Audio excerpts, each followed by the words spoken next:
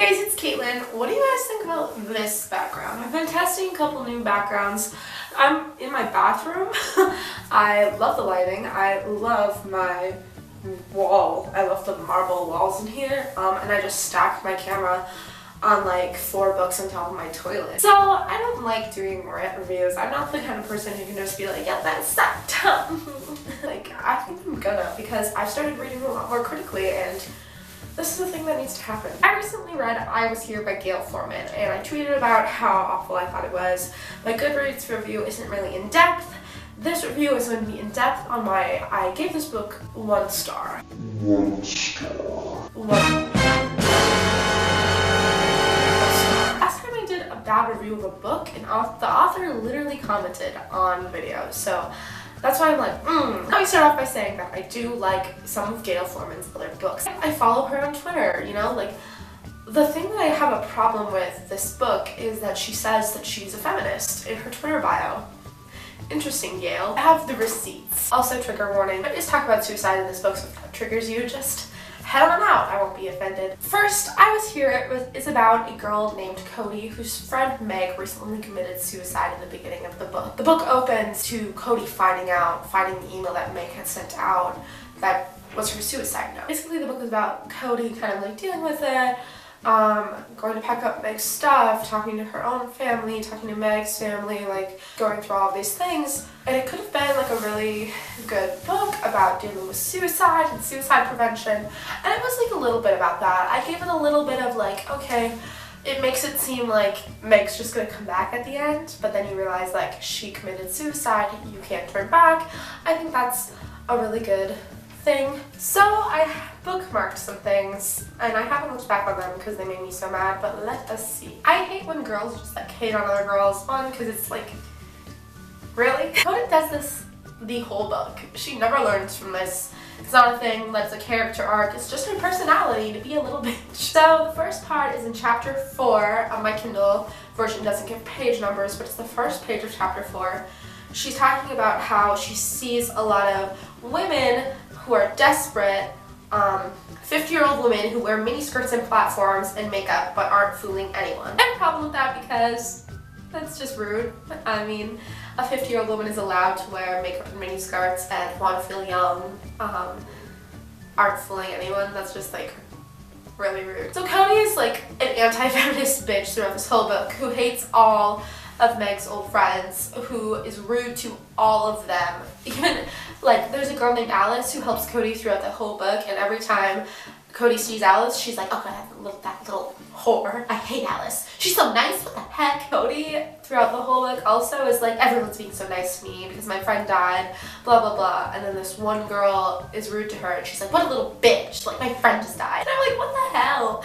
Like, come on. Like, choose which one you want. Like, I mean, I get that you want people to be, like, normal to you, but, like, people are going to be empathetic that your friend died. And I know that it's bothersome.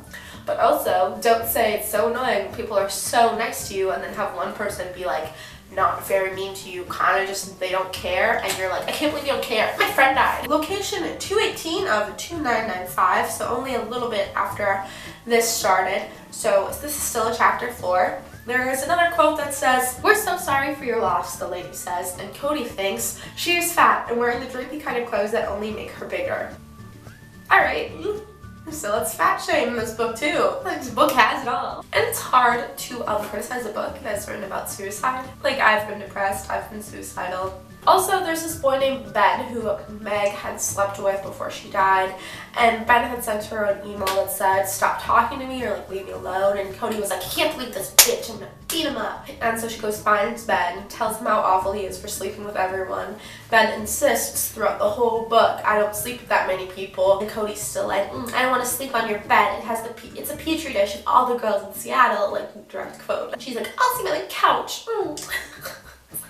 What's wrong with you? Like, he's offering you his bed. He like goes and like changes the sheets for her. She literally like didn't even ask. She was like, I want to sleep in your bed. We've had sex on it. Like, Ben's allowed to like have sexual relations with other women. Meg had these 2 cats before she died named Pete and Repeat, and like Ben literally took them in so Cody wouldn't have to deal with them. And then Ben has obviously lost his dad because he writes in an email to Meg, can I please have this one shirt back? Like, it was my dad's. And if you phrase something like, it was my dad's, that means like your dad must not be around anymore. And Cody literally says, oh, he can't even let her have like a stupid t-shirt. And I'm like, it was his dad's. Like, obviously his dad is dead. Like, he wants someone's t-shirt back. Like, it's his. And when he like comes back to get it, she like throws it at him. And like, I get that you're angry, like going after your best friend died. Like, obviously, like, be angry, but like, it's still not okay to take it out on other people. Like, I know that we all do it, but she never learns from it. Throughout the whole book, she does not learn from it one time. She never goes back and apologizes, ever. She kind of like realizes it at the end. She's like, I guess I was mean to Alice, but then like never really resolves it, never apologizes. And so they turn the suicide in this book into a mystery, which I just have a problem with. I feel like that really exploits it. This is gonna be like the most spoilery part, because this is kind of why I think the book deserves 1 star instead of 2. 1 star. Cody finds out that Meg was part of this online internet group where they all encourage each other to commit suicide, you know, whatever. Fun. Which obviously is a problem. Those sites should be taken down. I agree, like, that's a problem. They're not good sites. I agree that those sites are bad and wrong. Like, yeah, raise awareness for how that actually happens. Sure. She goes through all of Meg's emails to like find this. She finds it. She realizes Meg was talking to this one person named all_BS, okay? All BS is just like quoting all these like really philosophical things that Meg is like, I don't know what to do. And he's like, you don't know what to do? And she's like, do you know what to do? And he's like, do you know what to do? And then the chapter ends and Cody's like, wow. It's like, that doesn't make sense. Cody goes to the extent of making her own account to contact all BS. And when she contacts him and he calls her on the phone, she gets Meg's old roommate Harry, who's like a computer geek who helped her before in the book, to track this guy down. She drives. Okay, she goes with Ben.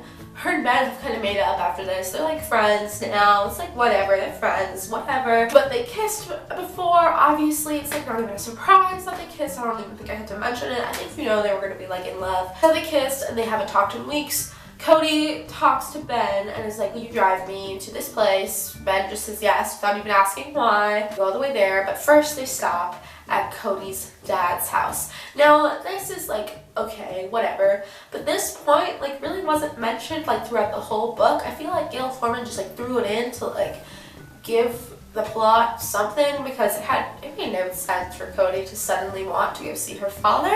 She really didn't talk about it ever. It wasn't something that she was really planning on doing. I kind of get it, like, oh, we're over here, might as well go see my dad. So she like does, and it's really weird and really out of character. And then they go see all BS, right? This is like, I don't know, like maybe 100, not 100, maybe like 50 pages of this book is dedicated to like this trip. It's like at the end, so like we're wrapping it up. You think something big is gonna happen, because they've made this whole suicide story into a mystery. Like, you kind of think that's going to have a mystery ending. I understand that Cody wants to get to like the bottom of it, but also like I feel like the way that it was done it just bothers me. So she goes and she meets all BS, who's like a 60-year-old man with a child. Again, spoilers, like crazy. They talk for like 2 paragraphs and Cody just like leaves. That's it. She goes home.